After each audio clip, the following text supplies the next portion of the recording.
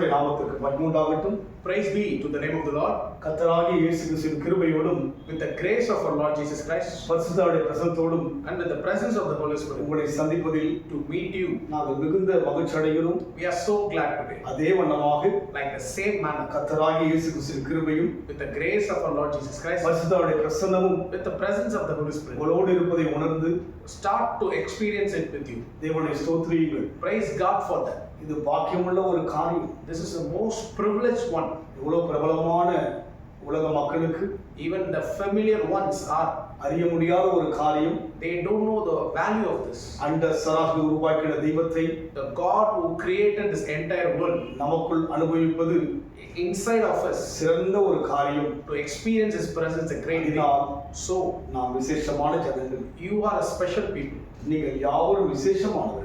You are so special. நினைத்து Think about that தேவனையே சார்ந்து வாழ்வோம். and trust in God today.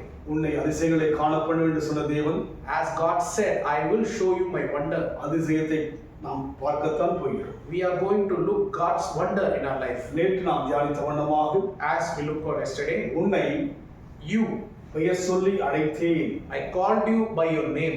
ஆண்டவர் நம்மை பெயர் சொல்லி அழைக்கிறவராய் இருக்கிறார். God is the one who calls you by your own name. நம்முடைய பெயர் Our name, அநேகருக்கு for many people, சிரிப்பாய் இருக்கலாம், it may be a laughter. அநேகருக்கு கசப்பாய் இருக்கலாம், It may be bitter for some people. அநேகருக்கு கோபமாய் இருக்கலாம். It may bring an angry to many people. நம்மை நம்முடைய பெயரை அவர்கள் சொல்லும் பொழுது When they say about a name, அதை வெறுக்கிறவராய் கூட இருக்கலாம். they may have get some worried ஆனால் regarding it. தேவன் அப்பேற்பட்டவர் அல்ல. But on the sight of God, it's not like that. நம் பெயரை சொல்லி Whenever God says a name, மகிழ்ச்சி அடைகிறவராய் இருக்கிறார். He feels very happy. காரணம் Reason? இந்த வளைவு தியானிக்கபடியாக Let's meditate today. ஓசியாவின் புத்தகம் 2ஆம் அதிகாரம் A book of Hosea, chapter 2, 20ஆம் வசனம். verse 20. உண்மையாய் உன்னை எனக்கு நியமித்துக் கொள்வேன், நீ கர்த்தரை அறிந்து கொள்வாய். I will take you as my bride in good faith, and you will have knowledge of the Lord. உண்மையாய் உன்னை, And truly you. உண்மையான தேவன், He is a God of truth. வெளிச்சத்தின் தேவன், He is a God of light. உலகத்தில் மனிதனாய் வந்த தேவன், He is the one who came as a man. உண்மையாகவே Truly உன்னை you. அவருக்காக You are. நியமித்து வைத்திருக்கிறார்.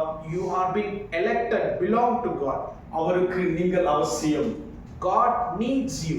அவருக்கு நாம் யாவரும் அவசியம். We all are very special and need for God. அவர் உலகத்தில் 2000 ஆண்டுகளுக்கு முன்பாக மனுஷராய் வந்தார். Before 2000 years, God came as a man in flesh. வாழ்ந்து He lived in this earth. நன்மை செய்கிறவராகவே சுற்றித் திரிந்து He did good for many. தன்னுடைய ஜீவனை கொடுத்து He gave his life.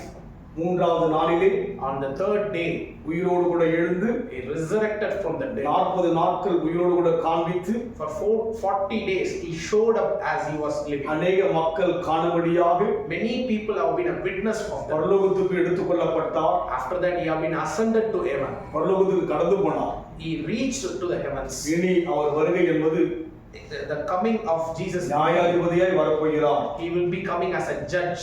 அதனால் So, இன்றைக்கு ஆண்டவரை காண்பிக்க வேண்டும் என்று சொன்னால் to show this God, அவருக்காக நியமிக்கப்பட்ட நம்மை மூலமாக தான் அவரை காண்பிக்க முடியும். how God will show is through his elect, that is you and me. அதுதான் தேவனுடைய நோக்கம். That is the will of God. அதுதான் தேவனுடைய தெரிந்து கொள்ளுதல். That is the elect of God. அதுதான் தேவனுடைய அழைப்பு. That is the calling of God. இதை தெளிவாக தெரிந்து கொள்வோம். Let us understand it very clearly. உன்னை உன்னை உன்னை God is saying you. நீங்கள் தான் அவருக்கு அவசியம். You are very special to him. அநேக உறவுகள் இருக்கலாம். There may be many people in this world. நெருங்கிய நண்பர்கள் இருக்கலாம். You may have many friends with you. அநேக பிரியமுள்ள மக்கள் இருக்கலாம். Many loved ones are with you. சொல்லப்போனால் Even I say like this, தேவன் ஒரு சுயநலமானவன் கூட சொல்லலாம். I can say like this, God is so selfish on you. கணவனுக்கு மனைவி அவசியம். Husband needs his wife. மனைவி யாருக்கு விட்டு கொடுக்க மாட்டார்கள். He never leaves his wife.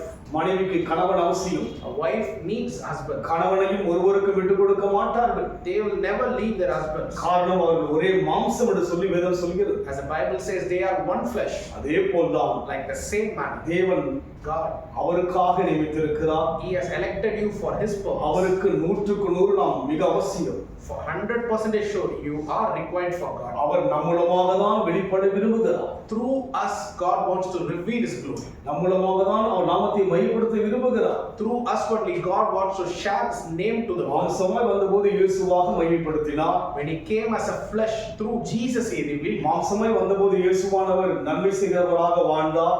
Through He came as a flesh, He went and do good for everyone. வியாதிகளை சுகமாக்கினார். He healed the sickness. வேதனையுள்ள மக்களை தேவன் வெளிச்சத்தில் கொண்டு வந்தார். He brought the people who are in darkness to light. சோர்ந்திருக்கிற மக்களை தூக்கி சுமந்தார். The people who are there in sorrowful, He lifted them. விரக்தியான மக்களை தேவன் சந்தித்து வெற்றியை கொடுத்தார். He meet everyone in chaos and bring them a peace over their life. அவருடைய ஊழியம் முடிந்து விட்டது. And His ministry ended. ஆனால் அவர் ஊழியம் தொடர்ந்து வர வேண்டும் என்று சொன்னார்.